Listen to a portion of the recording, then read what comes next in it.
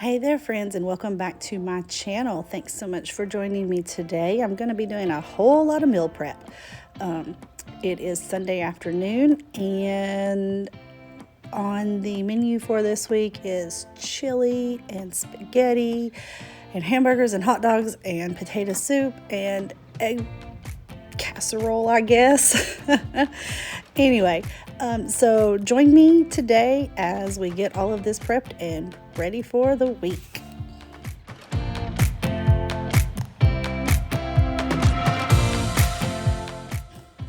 I am Rebecca, and if you are new here, thanks so much for popping in, and don't forget to hit that subscribe button below. If you are a longtime viewer, thanks so much for coming back again.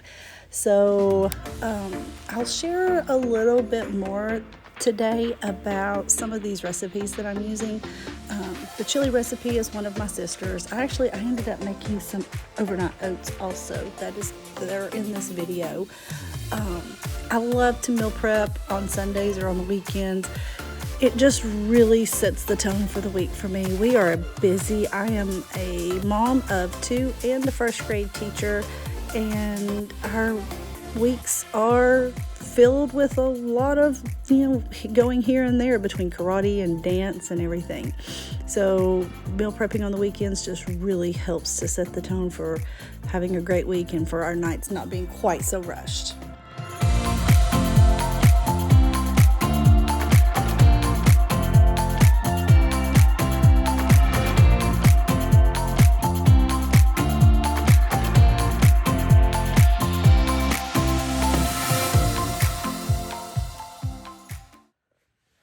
All right, so we've gotten started here, as you've seen, and I'm just going to kind of take a moment, show you where I'm at, and then keep going. All right, the table is a wreck, but that's okay. All right, potato soup. Wheeler's about to try it for a little afternoon snack, the way I did it. I've got grapes washed. I've got all the veggies washed and cut up. I've got my strawberries washed. If we go over here, this looks so good. It took forever to bake like this, and I probably should have put it on 375 instead of 350, but that's okay. I'm getting ready to start chili. I went ahead and cooked up the rest of the bacon, or burned the bacon, I guess, for burgers tonight, and I've got the asparagus ready for Caroline and I for tonight. We're gonna have that. And I have my eggs cooking. I haven't done boiled eggs in a while, so I'm gonna do some little boxes with some boiled eggs, some fruit, some veggies, that kind of thing in it for afternoon snacks. So I know this is not a skillet, but I always brown my ground beef that I am using in a chili or a soup or anything in the stock pot, because honestly, it's one less dish to wash. And so I always just use it to brown the ground beef.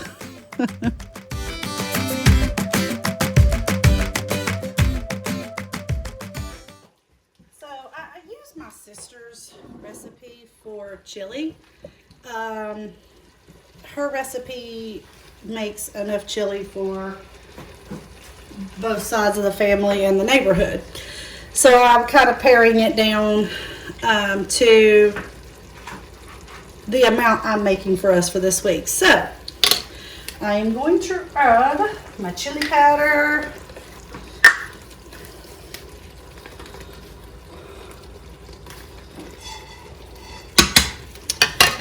She adds Worcestershire.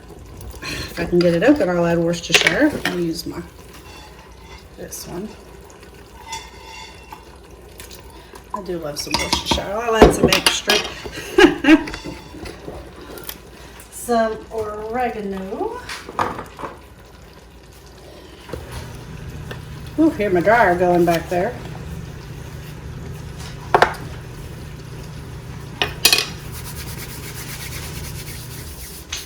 Some cumin,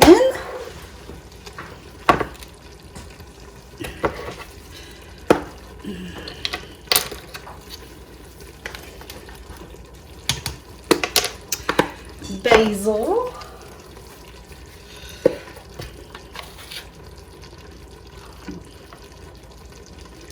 actually a little bit more than that.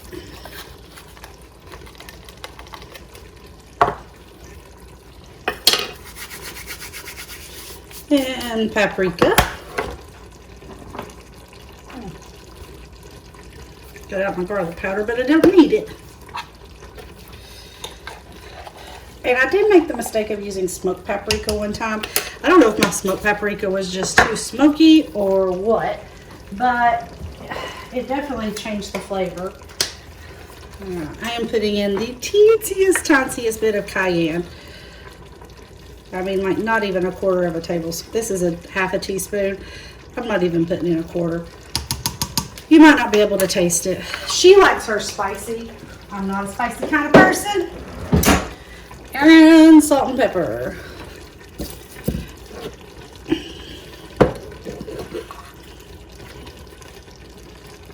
I don't feel like you need much salt. Oh no, no pepper. I don't know why I said pepper. But anyway, I mean, I know I didn't give y'all like amounts. And if she allows me to share her chili recipe, I will. This is one that she's kind of come up with over years of trial and error. My sister is an amazing cook. Like, the first time she makes something, she'll make it from a recipe. And after that, boom, she's, you know, tweaking it and making it even better. All right, I'm going to turn that down and let it simmer a while. And while I do that, I'm going to get the ground beef ready for spaghetti this week. Okay, so I have tasted it, and it is in need of something. And my sister also taught me that when your chili is missing that little something something, add some taco mix seasoning. So that's what I'm going to do.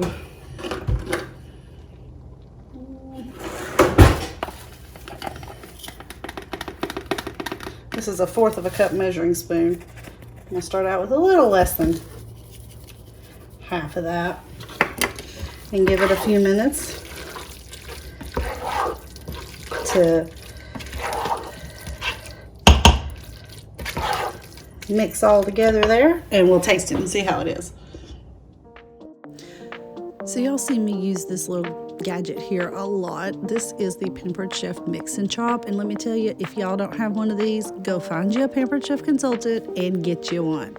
It is the best thing I have invested in. Okay, so I've been at this about a little over 3 hours now, but honestly all the dishes are washed even. So I've decided my egg stuff is probably going to be for like lunches this week. And out the door goes my low carb.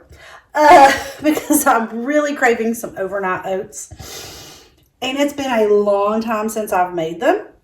So I'm going to attempt to make 4 different ones here. And we'll see how it goes. See if I can remember. I got online and I took some notes of some different recipes. So I don't know. I'm just gonna kind of eyeball it all and see if I can remember. Yeah, that's half cup.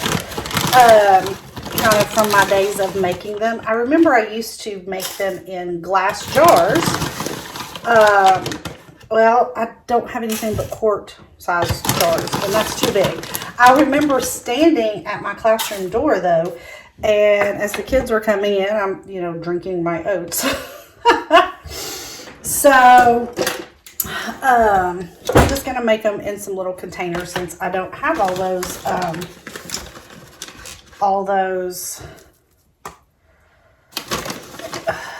glass jars anymore. Most overnight oat recipes call for chia. I'm going to be honest. I know there are some great benefits to chia, but in an overnight oats recipe, the chia grows and it feels like it's hair in my mouth, and I can't handle that. So I do mix in some flax meal with my oats, and I like to mix it. I do remember that. Because if not, I feel like if you're not careful, it'll clump together. So I'm going to mix those. I always put in, excuse me, some yogurt. And I am going to use almond milk for most of these, but I saw a really cool idea as I was flipping through online to make coffee overnight oats. I gotta go get my other almond milk. So that's what I'm going to do. Okay. I do have unsweetened vanilla almond milk here. I used to use sweetened all the time, but I figure I can sweeten things the way I want. Okay, so there's that. Now in my last one, instead of putting almond milk, I have my cold brew coffee, and I'm going to use it, and I'm going to make it a mocha flavored. So I'm also adding in some cocoa with that one.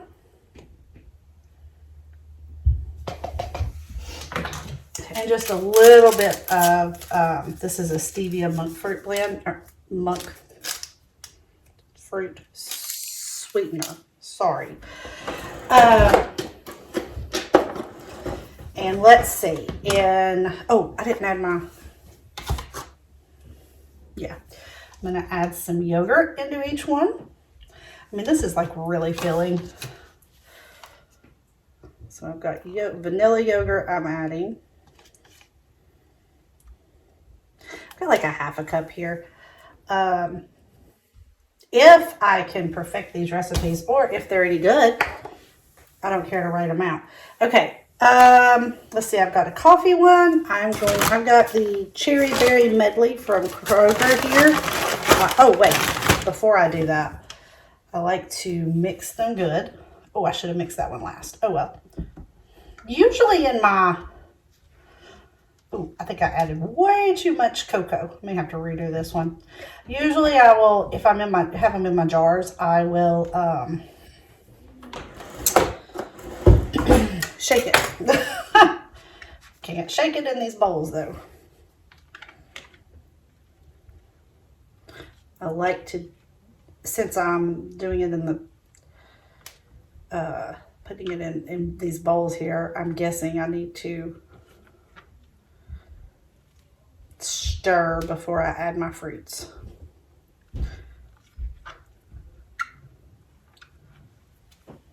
Okay. Gonna whisk the rest of these a little bit since they're all the same. I don't want to mix that one with the cocoa and the coffee in with these. Ooh.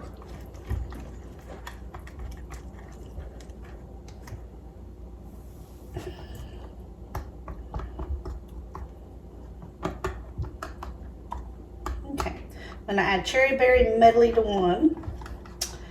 And let's see, I have a banana here that the banana itself is fine. Like it's not even about to be overripe. But the banana has been dropped or something. So I'm gonna add banana to one, and I'm gonna cut out these bad spots. Gross. I mean, like, I don't even know that it's, ugh. There's a lot of it that, it's just where it was dropped though, or banged up in the car, I guess, maybe. I don't know. And I think I'm gonna add some honey to this one. I have my honey out, I have maple syrup out. I think I'm gonna add honey to it. See what I can salvage off of this. I hate throwing stuff away. Stuff I paid for. Okay, that's all I can do there. Add a little bit of honey. This is the best honey. It's grown here in East Tennessee. It's Mojo Bee Company. Oh my gosh, this one's the Wacky Wildflower honey. My nephew gave me this one for Christmas. They have a fall blend. They have, oh my gosh. I never really thought about it. Depends on the time of year when they harvest the honey as to what it tastes like. All right, so let's see. I think I'm going to make this last one. Oh gosh, I don't even know. I'm going to put blueberries in it. I thought I had some blueberries frozen in the freezer, and I don't. So I grabbed the strawberries. I'm going to cut up some strawberries and put in this one. And let's see, I've got some fruit. I've got some protein with the yogurt. Like I said, so much for low carb. But I don't know, I've been craving this for a while. Let me put a dash of vanilla in there. I'm gonna measure it in the cap because if I don't, I'll put way too much. That's probably too much as it is. All right. I'm going to close these up and just let them sit in the refrigerator. I love how the oats will absorb that liquid, and then they're yummy. And it's all right here, all the meal prep. Okay, I didn't even really go over what we're having for meals this week. Let me do that as I go here. All right, so breakfast, I've got my overnight oats. The kids do cereal, yogurt. They've got just oatmeal they could have. Wheeler's been big on making his own eggs these days. I think I'm going to use this for some lunch for me this week since I have that for breakfast. I'm only going to be at school for lunch 3 days this week. So this, it looks amazing. I can't wait to dig into that. So for dinners, we've got spaghetti one night. Here's the sauce for it. We're going to have chili one night. We've got chili chips and cheese or Petros, however they want to have it. Potato soup for the kids or chili. Then I've got these, here. There's an egg in there, some veggies, and some fruit for me. I'm going to make some little cups of dressing. Actually, I'll probably just take the bottle of dressing because I've got extra and put it in the fridge at school. I've got onion cut for the potato soup. I've got a few extra boiled eggs. Put some strawberries. My veggies are ready. The rest of the asparagus is ready. Caroline and I only eat about half of it tonight. So what you're not seeing here is that the rest of the hamburger meat that was out for so long, here in a little bit, Wheeler wants to cook tonight. So he wants to grill. He grilled chicken legs last night and he did really good. Of course I'm there supervising. Took the time to grill them properly, turning when he was supposed to, researched it and everything. He wants to grill hamburgers and hot dogs tonight, and there will be extra hamburgers and hot dogs for the week also. So that's at least 3 meals, more like 4 probably, because there's at least 2 meals of chili here, and we oftentimes get 2 meals of spaghetti. Sometimes though, they take the spaghetti in thermoses for lunch the next day. So ready for the week. There will be one day this week that Wheeler, let's see. Well, actually, they'll both be eating. They'll be back at school. They've got things to do in the morning. That's why I'm only going to be at school 2 days this week. But they'll both be back at school right in time for lunch for her and before lunch for him. So they'll still have lunch, pack their lunches this week. Okay, so that's it. About 3.5, almost 4 hours of meal prep today. But that's including pretty much cleaning the kitchen over there. This is all clean. That pot over there, there is clean. I've just got to close doors and stuff like that. Now I'm gonna go relax, spend time with the kids. I hope you have a great week. Make sure you subscribe down below. I think on some of these videos, I'm going to do some cooking videos of some of the stuff that I do. Wheeler said that the potato soup was very good. I don't typically mix the cream cheese up with the immersion blender like I did, but it made it much smoother as far as the cream cheese is concerned. So he said that was really good. I don't know. Anyway, subscribe down below if you like what you see and come back next time. Thanks so much. Bye. Okay, so I wanted to share one last thing before I go. I have found an excellent recipe for hamburgers. You guys may have already seen this, done this. I may be late to the game, but I thought I'd share it. So it's actually really simple. It's a teaspoon of paprika. No. Yes. Teaspoon of paprika. So I've got, I don't know, about a pound of ground beef here. A teaspoon of pepper, just black pepper, and then a half a teaspoon of salt. So I'm just going to do about half there. A half a teaspoon of brown sugar. It actually calls for a half. I'm going to like pack it in there and do almost a full. And then it's 1/8 of a teaspoon of onion powder, 1/8 of a teaspoon of garlic powder, and it calls for 1/8 of a teaspoon of cayenne. I am not going to do a full 1/8 of a teaspoon because you guys have heard me say many times we're not big on real big on spice, but I do feel like it gives it a good little kick.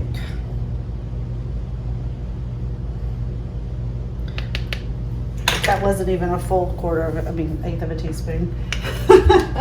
But this is so good when it's all mixed together. So I actually got it off Yumly. I can try to remember to link it below. Just so that, you know, everything's kosher there. I don't want to take credit for it. It was not mine to do. But I was surprised at what that little bit of brown sugar does to the burgers. It is so good.